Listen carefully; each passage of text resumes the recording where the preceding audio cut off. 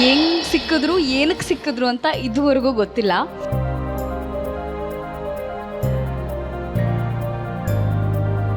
ತುಂಬ ಪುಣ್ಯ ಮಾಡಿದ್ದೆ ಅಂತ ಅನ್ಸುತ್ತೆ. ಥ್ಯಾಂಕ್ ಯು, ನಂಗೆ ತುಂಬ ಒಳ್ಳೆ ಲೈಫ್ ಕೊಟ್ಟಿದ್ದೀರಾ. ನನ್ನ ಲೈಫಲ್ಲಿ ನಮ್ಮ ತಾಯಿಗೆ ಇನ್ನೊಬ್ಬಳು ಮಗಳು ಬೇಕಿತ್ತು, ಅವಳು ಸಿಕ್ಕಿದ್ದಾರೆ ಅಷ್ಟೇ.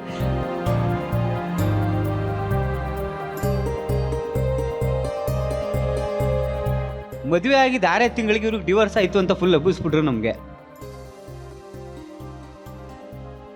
ಪ್ರಾಬ್ಲಮ್ ಆಗ್ತಾ ಇರೋದು ಇವಳಿಗೆ. ಬಟ್ ಇವಳು ಬಂದು ನನಗೆ ಸಮಾಧಾನ ಮಾಡ್ತಾ ಇದ್ದಾಳೆ. ನಾನು ಆಗಲೇ ಅನ್ಕೊಂಡೆ, ಗುರು ನೀ ಎಂಥ ಗಟ್ಟಿಗಿತ್ತಿ ಗುರು, ನೀನು ಇಷ್ಟು ಪ್ರಾಬ್ಲಮ್ ಆಗ್ತಿದ್ರು ನನಗೆ ಸಮಾಧಾನ ಮಾಡ್ತಾ ಇದೆಯಲ್ಲ, ಗ್ರೇಟ್ ನೀನು ಅಂತ.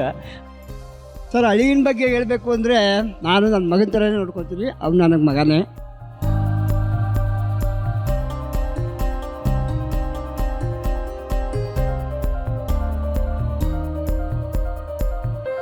ಮಗ ನನ್ನಷ್ಟು ಬೆಳೆಯೋಕ್ಕಾಗಲ್ಲ. ಇಬ್ಬರದು ಬಣ್ಣದ ಬದುಕು. ನೀವೆಲ್ಲ ಮುಖಕ್ಕೆ ಬಣ್ಣ ಬಳ್ಕೊಂಡು ಇಲ್ಲಿ ನಾಟಕ ಆಡ್ತಾ ಇದ್ದೀರಿ, ನಾನು ಗೋಡೆಗಳಿಗೆ ಸುಣ್ಣ ಬಣ್ಣ ಹೊಡಿತಾ ಇರ್ತೀನಿ.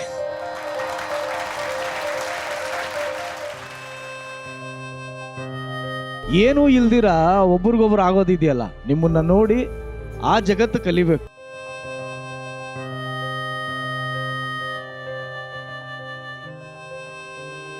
ಸಖತ್ ಇಷ್ಟ ನನ್ನ ಹೆಂಡತಿ ಅಂದ್ರೆ ನನಗೆ.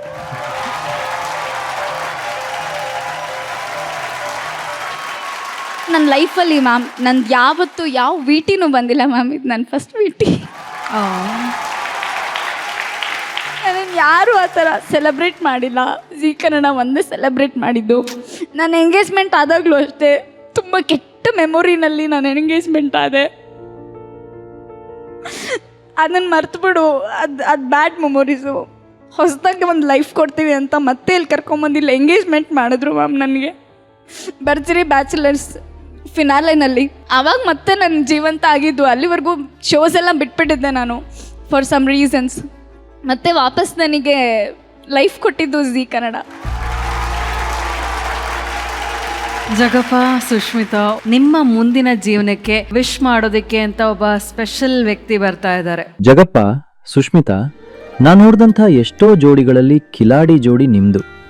ಎಲ್ಲರೂ ಹೇಗೇಗೋ ಬದುಕಬೇಕು ಅನ್ನೋರ ಮಧ್ಯೆ ಜಗತ್ತನ್ನೇ ನಗಿಸ್ಕೊಂಡೇ ಬದುಕ್ತಿರೋ ನಗುವಿನ ಜೋಡಿ ನಿಮ್ದು.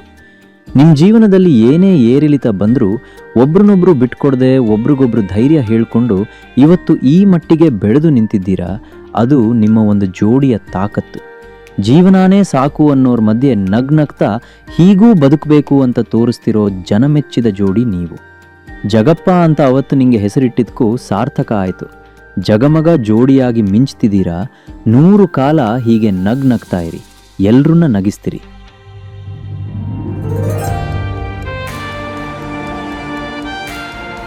ನಾನು ಆ್ಯಕ್ಚುಲಿ ಇದು ಹೇಳ್ಬಾರ್ದು ಅಂತ ಅವಾಗಲೇ ಕೂತಿದ್ದೆ. ಜಗಪ್ಪ ಡ್ಯಾನ್ಸ್ ಮಾಡಬೇಕಾದ್ರೆ ನಂಗೆ ದಿಲೀಪ್ ಸರೇ ನೆನಪಾಗಿದ್ದು.